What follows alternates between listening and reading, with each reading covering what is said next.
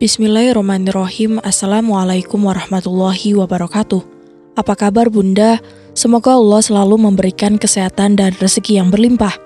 Pada kesempatan kali ini, Hanum akan menceritakan sebuah kisah yang berjudul Baju Dinasku Dipakai Pembantuku. Nah, biar makin seru, langsung saja kita ke ceritanya.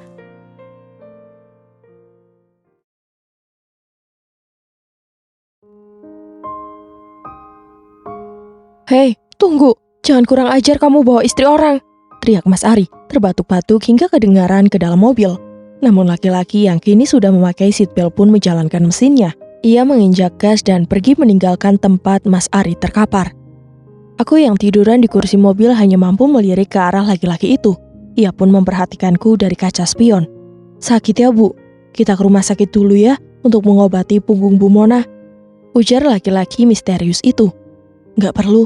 Sepertinya yang saya butuhkan hanya jamu atau jahe untuk meredakan punggung saya yang sakit. Kalau perlu tukang urut," ujarku yang tahu betapa aku membutuhkan tukang urut saat ini, bukan obat-obatan medis. "Oh gitu, kalau begitu tidak jadi ke rumah sakit ya.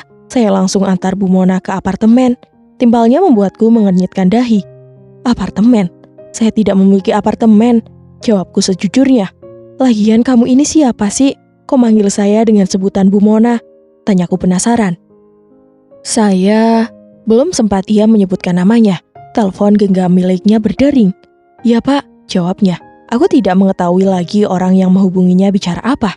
"Baik Pak, laksanakan," jawabnya lagi. Kemudian ia memutuskan teleponnya.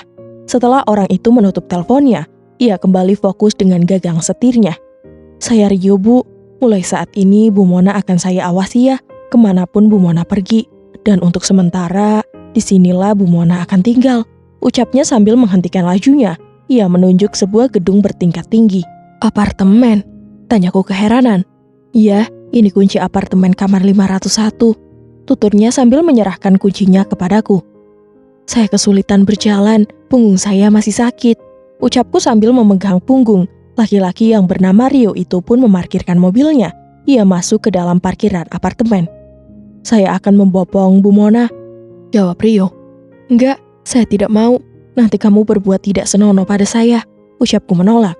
Lalu Rio tertawa lepas. Ia menertawakan ucapanku barusan. "Tidak mungkin saya berbuat macam-macam. Kalau ada niat, kenapa tidak dari tadi saat melintasi jalan sepi?" Apa yang dikatakan olehnya ada benarnya juga. Akhirnya aku pun terdiam seketika. "Memang siapa yang nyuruh kamu, Rio? Barusan yang hubungi kamu itu yang nyuruh kan?" cecarku. Namun Rio hanya tersenyum, lalu membuka pintu mobil dan menggendongku dari parkiran ke arah apartemen kamar 501. Aku berada dalam gendongannya. Kutatap wajah pria yang bertato di leher kirinya itu. Tato berbentuk sayap burung sedikit kelihatan karena kerak kemejanya terbuka akibat tarikan saat menggendong. Matanya tak menoleh sedikit pun, ia fokus ke arah depan. Hingga akhirnya kami tiba di tempat yang telah ia sediakan. "Ini kuncinya, saya akan menjaga Bu Mona dari depan. Kamar saya di depan ya," ucapnya sambil menyerahkan kuncinya. "Oh iya, ini ponsel untuk Bu Mona. Di situ ada kontak saya. Tolong hubungi jika butuh sesuatu," tambahnya.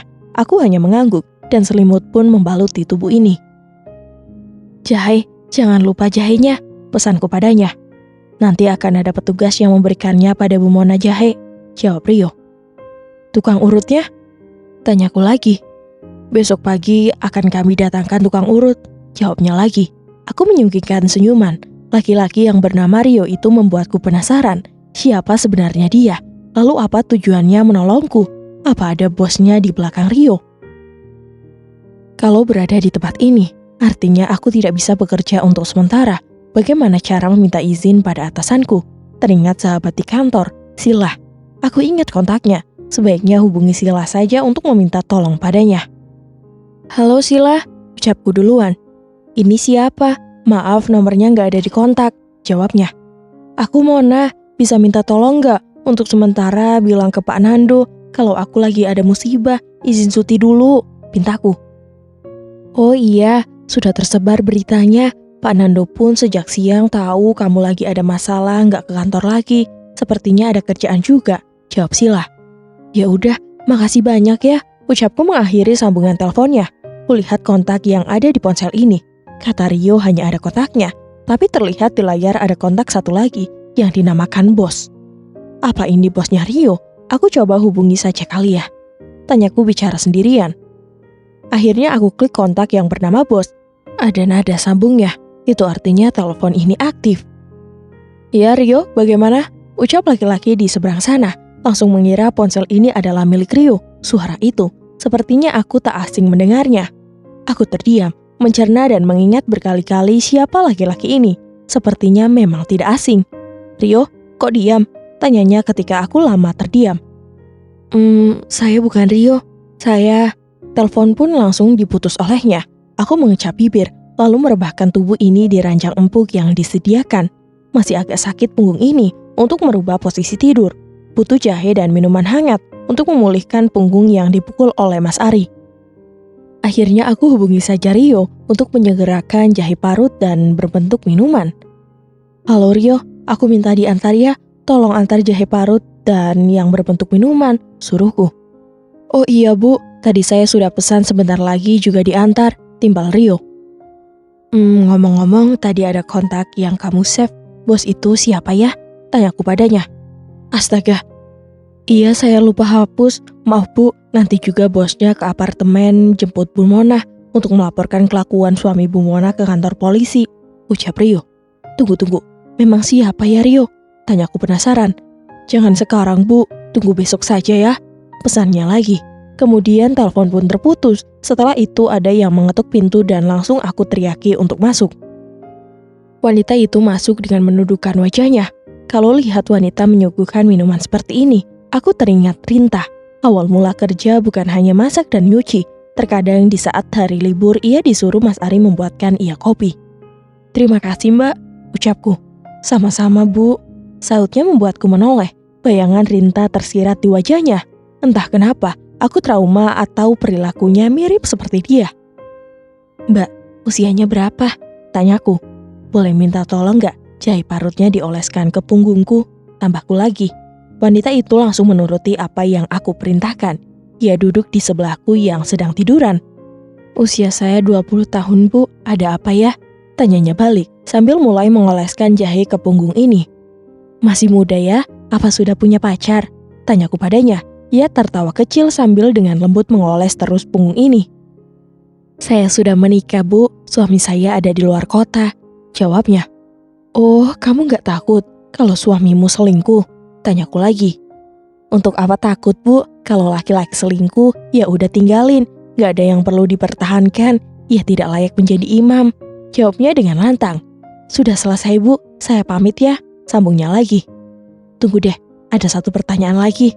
Kalau misalnya suami kamu selingkuh, lalu dia lebih memilih selingkuhannya, apa yang kamu lakukan?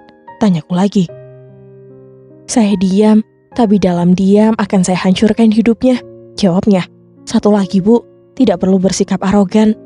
Soalnya ketika kita arogan, maka sebenarnya sedang menghancurkan hidup kita sendiri. Tambahnya lagi seketika teringat saat mengarak Rinta dan Mas Ari. Puas memang, tapi ternyata keluarganya melaporkan tindakanku. Oh iya, minta tolong minuman jahe hangatnya dibawa ke sini. Pintaku sambil perlahan bangkit. Punggung sudah mulai terasa hangat karena reaksi jahe yang sudah mulai merambat. Ini Bu, saya pamit ya, ucapnya sekali lagi. Terima kasih ya, timbalku lagi. Satu kata untuknya, wanita hebat, berjuang sendiri di sini tanpa suami. Seharusnya aku pun bisa seperti dia. Tidak perlu gembar-gembor masalah perselingkuhan dengan emosi. Cukup ganti yang baru saja. Astaga. Aku jadi menyesal telah termakan hasutan Fikri. Seandainya aku tidak mengikuti kata-kata Fikri, tentu bisa membalas dendam yang lebih pedih lagi untuk Rinta. Setelah meneguk jahe hangat, aku coba memejamkan mata ini, supaya keesokan harinya tubuh ini lebih fresh lagi. Matahari telah bersinar dari ufuk timur. Tubuhku juga sudah sangat enteng saat terbangun dari tidur. Ketukan pintu membuatku membuka mata ini lebar-lebar. Masuk, teriakku dari atas ranjang. Sebab aku lupa mengunci pintu apartemen, untung saja tidak terjadi sesuatu denganku saat ini. Aku lihat Rio masuk membawakan sarapan untukku, nasi goreng dan telur mata sapi. Loh, ini kan sarapan kesukaanku, ucapku pada Rio. Iya, saya tahu dari Pak siapa Rio? Tanyaku penasaran. Lupakan Bu, oh iya, Lain kali kamarnya dikunci. Semalam saya jadi jaga sampai pagi dan tidak tidur. Saut Rio membuatku tercengang. Kamu tidak tidur, Rio? Tanyaku dengan mata membulat. Posisiku juga kini mencoba bangkit karena tubuh ini sudah cukup ringan. Punggung yang kesakitan sudah tidak terlalu berasa lagi. Kuncinya ibu bawa tidur kan? Tanya Rio. Kunci serep juga lupa saya pisah. Tambahnya lagi, aku langsung merogoh saku celana. Ya seingatku setelah Rio menyerahkan kunci, aku meletakkan kunci di saku celana. Maaf ya, tapi hari ini saya akan pulang. Mobil dan rumah nanti digondol maling bagaimana? Candaku pada Rio yang mulai menguap. Saya ngantuk, Bu. Maaf, saya tinggal tidur dulu ya. Nanti tepat pukul 9 saya kesini lagi. Jawabnya. Ngapain jam 9, Rio? Tanyaku padanya. Ke kantor polisi. Jawabnya membuatku mengernyit. Kita lapor atas tuduhan apa? Tanyaku memastikan, sebab tidak ingin sia-sia melaporkan Mas Ari. Banyak tuduhan, Bu. Yang terpenting bos saya sudah pegang banyak bukti. Sautnya lagi. Oh iya, masih perlu tukang urut nggak, Bu? Tanya Rio lagi. Enggak, Rio. Sudah lebih enteng kok. Jawabku padanya. Untuk sementara aku turuti keinginan orang misterius ini dulu. Nanti jika sudah bertemu barulah aku urungkan niat untuk melaporkan hal ini ke kantor polisi. Aku terinspirasi kata-kata office girl yang semalam mengantarkan jahe. Ia bilang tidak perlu marah dan arogan. Namun rasa penasaran dengan bosnya Rio juga sudah di ujung kerongkongan. Jadi aku ikuti saja dulu jalan yang ia tempuh. Jam dinding telah menunjukkan pukul 9. Rio sudah bangun dari tidurnya yang sebentar saja. Laki-laki itu sudah berdiri menungguku di depan pintu. Sudah cukup, Rio, tidur 2 jam. Tanyaku meyakinkan. Masih ngantuk, Bu. Makanya saya nggak bisa antar Bu Mona. Ucapnya membuat mataku menyipit. Loh, bagaimana sih? Katanya mau ke kantor polisi. Ujarku mengingatkan. Iya, Pak Bos yang akan mengantarkan Bu Mona langsung. Beliau sudah menunggu di lobi. Jawabnya membuatku seketika melontarkan senyuman. Akhirnya aku akan berjumpa dengan lelaki misterius itu tanpa harus ke kantor polisi lebih dulu. Ya sudah, ayo, cepat antar aku ke lobi. Ajakku tak sabar dan sontak menyeret tubuh Rio. Kami berjalan berdampingan. Sesekali mata Rio menoleh ke arahku. Bu, jangan begini, nanti Pak Bos marah. Ucapnya membuatku tertawa. Apa bos kamu itu Fikri? Tanyaku penasaran. Entah kenapa aku masih sulit percaya dengan menghilangnya Fikri secara tiba-tiba. Sudah dibilangin kan dengan pengacara kemarin, jangan percaya Fikri. Pesan Rio juga, aku pun tertawa renyah. Lalu ketika melintasi arah lobi, sekilas aku melihat sosok Fikri. Tunggu Rio, itu Fikri bukan sih? Tanyaku sambil menunjuk ke arah laki-laki yang tidak jauh dari kami. Rio pun menyorotnya, lalu ia menghampiri laki-laki yang bekerja sebagai wartawan di Domba Turah. Rio, biar saya yang ikuti dia. Pintaku mencegah Rio mengikuti Fikri. Sebab aku ingin menegurnya dengan cara sendiri. Tapi Bu, bos sudah nunggu, timpal Rio. Sebentar, aku ingin tahu Fikri mau kemana. Jawabku lagi sambil meneliti kemana perginya Fikri. Langkah kaki ini berjalan setengah berlari, supaya tidak kehilangan jejak Fikri. Terlihat jelas ia berbelok ke sebuah kafe. Kemudian laki-laki yang pernah ditolak cintanya itu tengah menghampiri seorang wanita. Tangannya disodorkan ke wanita itu. Aku melihatnya dari arah belakang, tidak mengetahui siapa dia. Bu, ayo kita ketemu bos. Beliau sudah menunggu di lobi. Ujar Rio tiba-tiba ada di sebelahku. Rasanya aku tidak ingin pergi dari sini. Perasaanku berkata bahwa ada rencana jahat Fikri dengan wanita yang belum ku ketahui. Sebab dari belakang ia tertutup jaket dan tudungnya. Sebentar ya, timpalku. Awalnya lebih ingin mengetahui bos dari Rio. Namun, sekarang malah ingin mengetahui dengan siapa Fikri bicara. Bu, kita tidak punya waktu untuk mengulik soal Fikri. Sekarang kita temui Pak Bos dulu, pinta Rio. Aku menoleh berharap nanti akan bertemu dengan Fikri kembali. Akhirnya aku mengikuti apa yang Rio perintahkan. Dengan langkah berat, akhirnya aku menuju di mana bosnya Rio berada. Banyak orang yang mondar-mandir di sini. Aku juga sulit menebak siapa orang yang memerintahkan Rio melindungiku. Setibanya di lobi tempat kami berjanji, ada laki-laki memakai jas berwarna hitam pekat. Tubuhnya tinggi semampai. Ia sedang berdiri tegak, kemudian ia balik badan, lalu membuka kacamata yang ia kenakan. Alan, ini kamu? Tanyaku padanya sambil meneliti dari ujung rambut hingga ujung kaki. Seorang sahabat ketika sekolah SMP dulu yang sering iseng padaku. Iya, aku Alan Budi Herdiansyah, teman kecilmu dulu. Jawabnya singkat dan cukup membuatku terperangah seketika. Jadi kamu yang selalu menolongku? Tanyaku padanya. Namun ia malah tertawa dan menghampiriku. Ketemu teman lama, sapa bagaimana kabarnya? Udah punya istri atau belum? Tinggal di mana? Gitu kek. Ini malah tanya bahwa aku yang nolong kamu. GR-nya temanku yang satu ini. Ejaknya membuatku sedikit menyorotnya. Dengan mata menyipit, sesekali wajahku beralih pandangan ke arah Rio yang sedang berdiri sambil melipat kedua tangannya. Kita ngobrol di kafe sini yuk, ajaknya. Aku pun sontak mengangguk, sebab masih terlintas bayangan Fikri yang ada di kafe itu juga. Aku berjalan tetap diawasi oleh Rio. Dari sini aku menyangka bahwa bosnya Rio adalah Alan. Namun, kenapa Alan belum mengakuinya? Alan sekarang sudah tinggi, padahal waktu SMP ia paling pendek, dan sering menjadi bahan bully anak-anak lainnya masalah fisik yang ia miliki. Pendek, celutukku membuat Alan menoleh. Sekarang kamu yang lebih pendek dariku, jawab Alan. Bagaimana istrimu? Apa dia Indri orangnya? Cinta pertama kamu itu? Ledekku lagi. Ia tertawa kecil kemudian mengelus rambutku hingga berantakan.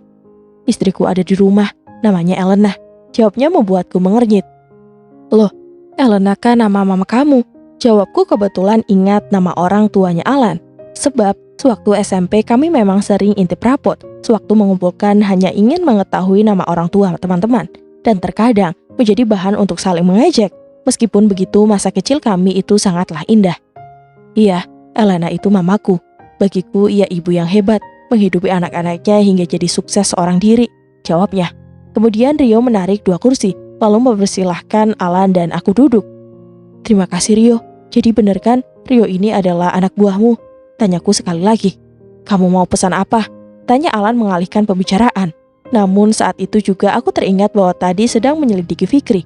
Mataku mengedarkan pandangan ke seluruh sudut. Sudah tidak ada, Bu. Seletuk Rio yang tahu aku sedang mencari Fikri. Aku pesan es teh manis dan roti saja. Jawabku memesan yang keluar dari mulutku saja. Kemudian Alan meminta Rio untuk memesan makanan dan minuman. Ia menyuruh Rio juga memesan untuknya sekalian. Kamu cari Fikri? Tanya Alan membuatku terdiam. Kok kamu tahu Fikri? Tanyaku lagi. Ya jelas. Kan dia yang membuat artikel tentang kamu dan suamimu, jawab Alan membuatku malu. Kemudian aku coba mengalihkan pembicaraan. Daripada bicara tentang Fikri, lebih baik aku tanya hal lain padanya. Oh iya, bagaimana kabar Mama Elena? Tanyaku dengan tangan diletakkan di atas meja. Kami duduk berhadapan. Kemudian Alan terlihat bersandar di bahu kursi sambil menghela napasnya. Mamaku, wanita yang hebat seperti kamu, Mona. Tuturnya diiringi pujian untukku. Lalu ia menyunggingkan senyuman. Maksudnya? Tanyaku sambil menyorotnya. Kini tanganku berada di bawah dagu. Rasa penasaran membuatku ingin segera mendengar ucapannya. Mamaku itu diselingkuhi oleh papaku, Mon. Tapi itu luka lama, waktu aku duduk di bangku SMA. Iya, itu kenangan terburuk untuk seorang anak. Mungkin batin mamaku lebih terpuruk dari yang aku rasakan. Bukan begitu, Mon? Tanya Alan. Aku tersenyum tipis. Memang luka yang ditorehkan itu kecil, tapi sangat dalam menyentuh hati. Rasanya sulit untuk terobati. Maaf ya Lan, tapi aku salut dengan mamamu bisa menjalani ini semua. Ucapku seraya memuji, sebab tidak semua perempuan kuat menghadapinya. Karma, Mon, semua akan mendapatkan karmanya. Baik buruk yang kita lakukan pasti akan ada balasannya. Kamu tahu bagaimana kehidupan papaku dan selingkuhannya sekarang? Tanya Alan. Aku pun menggelengkan kepala. Mereka berdua sering ribut, dan papaku kini hidup lontang-lantung tidak jelas. Terkadang ia meminta bantuan padaku, anaknya. Iya, aku bantu seikhlasnya saja, tambah Alan. Sampai susah seperti itu? Tanyaku keheranan. Sebab dari pakaian Alan sekarang, aku jamin ia adalah orang sukses. Apalagi Alan sampai memiliki anak buah yang mobilnya saja terbilang mahal. Belum lagi apartemen yang kemarin menjadi tempat tinggalku sementara. Rasanya aneh jika ia memiliki seorang ayah yang susah hidupnya. Jangan heran, Mon. Aku hanya memberikan papaku seikhlasnya karena ia selalu menghabiskan harta dengan judi. Istrinya pun sedang menggugat cerai. Katanya sudah gak tahan. Padahal dulu wanita itu yang menggoda papaku lebih dulu. Sama seperti kamu, seorang pembantu yang merebut papaku. Ungkap Alan membuatku terenyuh. Ini kebetulan sekali ya. Kamu bisa tahu semua dari sosial media kah? Cecarku lagi. Kemudian obrolan kami terjeda dengan datangnya pelayan yang menyediakan minuman dan makanan. Ia menyuguhkan dengan sopan. Rio pun disuruh gabung dengan kami. Jadi saat ini dalam satu meja ada 2 laki-laki dan 1 perempuan. Aku meneguk es teh, tenggorokan rasanya lega. Terlebih sekarang jadi sangat penasaran dengan cerita Alan selanjutnya. Roti sandwich yang bertumbuk dengan selai membuatku langsung memakannya. Rasanya sangat menggugah keinginan untuk mengunyahnya. Alan pun menyeruput kopi dan biskuit yang tersedia. Aku sudah menghabiskan roti, es teh pun hanya tersisa setengahnya. Rio juga sudah selesai mengiyup kopi hitam yang ia pesan. Ini aku sengaja ajak kamu minum dulu, sambil nunggu bukti yang akan menyeret suamimu ke penjara. Jadi benar, Rio ini anak buahmu? Tanyaku sekali lagi. Alan pun mengangguk. Lalu bagaimana kamu mengetahui masalahku? Apa sama seperti Fikri, sengaja mengintai? Cecarku padanya. Alan tertawa sampai ia terbatuk-batuk menertawakanku. Tahukah kamu, Mona, sebelum meluncur ke sini, aku ada di Medan, bukan di sini. Mamaku sekarang tinggal di Medan bersama kakak iparku. Terang Alan padaku. Aku memang tidak terlalu tahu silsilah keluarga Alan. Yang aku tahu hanya sosok Elena yang tidak lain adalah mamanya Alan. Kamu sengaja ngirim Rio, cecarku lagi. Sebelum Rio turun tangan, sudah ada kakakku yang turut membantu. Kamu tidak tahu kan bahwa kakakku itu turut mengawasimu? Tanya Alan balik. Aku terdiam, lalu sesekali mata ini menyorot ke arah Rio. Ia hanya tersenyum padaku. Kemudian Alan menerima panggilan telepon. Lalu ia mengatakan bahwa saat ini berada di kafe yang ada di lobi apartemen. Sampai saat ini aku bingung, tapi berusaha terlihat biasa saja, supaya mereka tidak terus-menerus merahasiakan ini padaku. Sebentar lagi kakakku akan datang ke sini membawa bukti yang telah ia kumpulkan. Pasti kamu kaget karena melihat orangnya, tutur Alan semakin membuatku penasaran. Aku menunggu sambil sesekali bersandar, terkadang bosan untuk mengusap layar ponsel yang diberikan oleh Rio. Ponselku entah ada di mana, sepertinya terjatuh ketika Mas Ari tengah membawa paksa diri ini. Nah, itu orangnya datang, ucap Alan sambil berdiri merapikan jasnya. Rio pun turut berdiri, jadi aku juga ikutan mereka berdiri sambil menoleh ke arah belakang, di mana orang yang ditunggu Alan telah datang menghampiri dari belakangku. Mataku terbelalak setelah mengetahui bahwa orang yang ditunggu-tunggu adalah orang yang selama ini selalu bertemu denganku. Laki-laki putih tinggi itu ternyata masih ada hubungan darah dengan Alan. Iya, Pak Nando, yang selama ini menjadi atasanku di PT Mega Sejahtera adalah kakaknya Alan. Kenalkan, ini Nando Herdiansyah. Ia adalah kakakku, ucap Alan seakan mengejekku. Kini senyuman sulit dilayangkan karena atasan di kantor ada di hadapanku. Sudahlah, tidak usah tegang gitu, biasa aja. Bahunya jangan naik gitu. Ejeknya juga membuatku menghela napas panjang. Bahu yang tadinya terlihat terangkat kini agak turun ketika aku menghela napas lega. Bukan tegang, tapi heran. Kok dunia sempit banget? Pak Nando dan Alan ternyata adik kakak. Bagaimana bisa ini terjadi? Tanyaku keheranan. Alan tertawa. Begitu juga dengan Pak Nando. Usia saja 35 tahun, Alan 25 tahun. Wajarlah kamu heran begitu. Dulu sewaktu Nando masih sekolah SMP, saya sudah kuliah. Jauh dari orang tua, jawab Pak Nando. Aku mengangguk. Melihat kesuksesan dua kakak beradik ini membuatku mengagungkan kedua jempol. Hebat mereka berdua. Usia muda sudah memiliki perusahaan. Jadi PT Mega Sejahtera itu milik kalian? Tanyaku penasaran. Milik Mbak Mega, istrinya Mas Nando, jawab Alan. Tapi insya Allah aku pun akan membuat perusahaan atas nama istriku jika nanti sudah menikah, tambah Alan. Jadi perusahaan itu milik Pak Nando tapi dihadiahkan untuk istrinya? Tanyaku lagi, mereka pun mengangguk. Aku yang mendengarnya pun terharu campur salut pada Pak Nando. Kenapa? Kamu masih heran, Mona? Tanya Pak Nando. Enggak, Pak. Saya paham kok. Salut dengan Pak Nando yang memuliakan istrinya. Timbalku. Mungkin inilah kesuksesan Pak Nando di saat ia memuliakan kedua wanita yang ia sayangi, yaitu ibu dan istri. Mas Nando melakukan hal itu juga disuruh Mama Ellen, namun dikarenakan trauma dengan perilaku Papa, beliau selalu menasihati kami. Bahagiakan istrimu, lantas rezeki pun akan mengalir dari arah yang tidak disangka-sangka. Papar Alan. Aku menoleh seketika, tamparan keras atas apa yang dilakukan suamiku terhadapku, menuntut istri bekerja dan kini justru berselingkuh di belakangku. Bukan sekedar itu, bahkan nyaris terang-terangan menjual istri sendiri. Seorang ibu yang pernah disakiti pasti tahu dan paham, ia akan lebih menghargai menantunya, terangku pada mereka. Kemudian Alan meminta Rio pesan minuman untuk Pak Nando. Setelah selesai memesan minuman, Rio pun diperkenankan untuk pergi meninggalkan kami. Rencananya hari ini ia tidak ikut karena kelelahan menjagaku semalaman. Setelah Pak Nando minum, ia mulai bicara padaku perlahan. Sebenarnya saya enggan urusi urusan orang lain. Tapi berhubung ini adalah permintaan Alan dan Mega, jadi saya turuti saja. Ucapnya membuatku mengernyitkan dahi. Mega istri Pak Nando? Tanyaku penasaran. Kenapa ia ikut meminta menolongku? Iya, Mega istri saya. Langsung menghubungi terus-menerus karena melihat wajah kamu disorot oleh media. Ia bilang pernah utang budi pada kamu sewaktu ada di Jakarta ini, ujar Pak Nando. Dalam hati kecil ini berkata-kata, sebab aku baru bekerja di perusahaan tempat Pak Nando juga. Masih hitungan bulan sebelumnya aku bekerja di PT Anggara Pratama. Maaf Pak, utang budi apa ya? Kan Pak Nando belum pernah mempertemukan kami, tanyaku keheranan. Seketika itu juga Pak Nando merogoh kantong dan mengeluarkan ponsel dari sakunya. Setelah itu ia mengusap layar ponselnya, lalu memberikan aku foto seorang wanita yang ternyata istri dari Pak Nando. Apa kamu pernah ingat ketemu dengan istri saya? Tanya Pak Nando setelah memperlihatkan foto istrinya.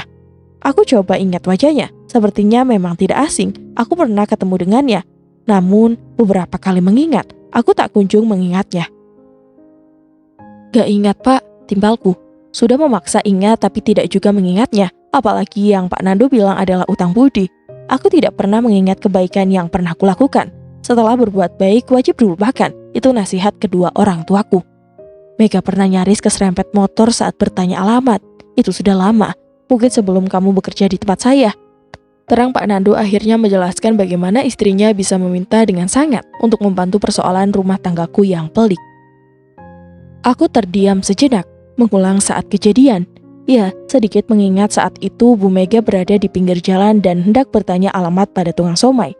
Ternyata hanya kebaikan sekecil itu. Tuhan kini membalasnya dengan bantuan yang luar biasa. Iya, saya ingat Pak. Bagaimana kabar Bu Mega sekarang? Tanyaku lagi. Dia baik, dia sedang hamil anak kedua.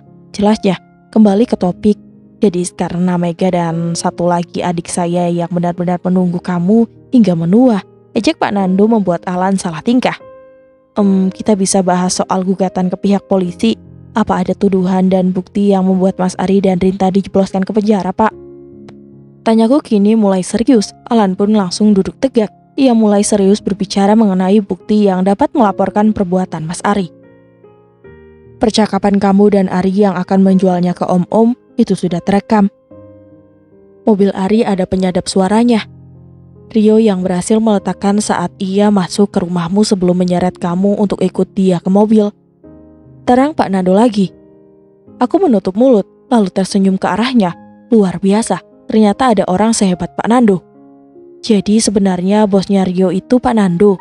Sewaktu saya hubungi balik itu, apakah suara Pak Nando? Karena tidak asing kedengarannya. Sambungku masih penasaran dengan kejadian semalam. Iya, itu saya. Karena Alan baru saja tiba pagi ini di Jakarta. Ia dari Medan. Jawab Pak Nando sambil menyoroti Alan. Seketika aku mengagumi sosok Pak Nando. Tapi ia sudah memiliki seorang istri dan sangat baik pula. Astaga Mona, apa-apaan berpikir seperti itu? Gumamku dalam hati. Sekarang sudah paham kan? Dan kita bisa laporkan Alan ke kantor polisi atas tuduhan ingin menjual istrinya. Atas dasar inilah, otomatis tuduhan yang pernah dilayangkan oleh keluarganya Ari dan membuat namamu tercoreng di kantor polisi tempo hari akan bersih kembali. Jelas Alan akhirnya ikut bicara juga setelah beberapa menit tadi ia bungkam. Oh, jadi karena ini kalian berani menjamin saya keluar dari penjara? Tanyaku lagi. Bukan gitu. Kami yakin ada hal buruk yang akan ditonjolkan Ari setelah mengetahui istrinya keluar atas jaminan orang lain. Dan ditambah kamu telah mengamankan surat-surat rumah. Ya pasti akan emosi. Jawab Alan lagi. Sudah lama aku meneliti kehidupan rumah tanggamu, Mona. Tambahnya. Namun, aku hanya tersenyum. Setelah melaporkan ini, apa aku bisa melaporkan tuduhan lainnya? Perzinahan misalnya? Tanyaku lagi. Bisa, tapi bukti zina kamu kurang banyak. Pengadilan belum tentu mengabulkannya. Jawab Pak Nando. Kenapa? Kamu dendam dengan Rinta? Cecarnya lagi. Aku menundukkan wajahku. Lalu mengangguk. Hati ini perih. Penuh dendam atas apa yang dilakukan Rinta padaku. Ia tidak tahu diri bermain gila di rumah majikannya sendiri. Kalau Ari di penjara, Rinta bisa apa? Ia hanya bisa mengandalkan Ari. Timbal Alan padaku. Ya sudah, kita berangkat sekarang. Ajakku sudah mulai antusias. Kedua kakak beradik itu pun bangkit dari duduknya. Lalu salah satunya membayar minuman dan makanan yang dipesan. Setelah itu kami pergi ke kantor polisi dengan maksud melaporkan dan disertai bukti yang sudah dipegang Pak Nando. Jarak ke parkiran cukup jauh, kami bertiga menunggu sopir menjemput di depan. Aku wanita sendirian di tengah-tengah lelaki yang berusaha meninggikan martabat perempuan. Sekitar 2 menit, mobil Alphard warna hitam pekat berhenti di hadapanku. Namun ketika ingin naik, aku melihat Fikri sedang berjalan menuju parkiran. Tunggu, itu Fikri, ucapku sambil menunjuk ke arahnya. Iya, itu Fikri. Laki-laki itu berbahaya. Dia sengaja membuatmu emosi dan akhirnya terseret masalah hukum. Jawab Pak Nando memang ada benarnya juga. Sebab Fikri pun pernah bilang bahwa setelah masalahku terungkap di media sosial, ia akan berhenti bekerja di Domba Turah. Dan sampai di sini dulu ya. Jika Bunda ingin lanjutin ceritanya sampai tamat, bisa komen di bawah. Terima kasih Bunda yang sudah menonton kisah ini. Tapi perjalanan mereka belum berakhir. Masih banyak cerita, tantangan, dan pelajaran yang menanti di episode selanjutnya. Jadi jangan lupa subscribe dan nyalakan notifikasinya supaya kalian gak ketinggalan kelanjutan ceritanya. Dan mohon maaf apabila Hanum ada kesalahan dalam penyampaian cerita. Akhir kata, wassalamualaikum warahmatullahi wabarakatuh.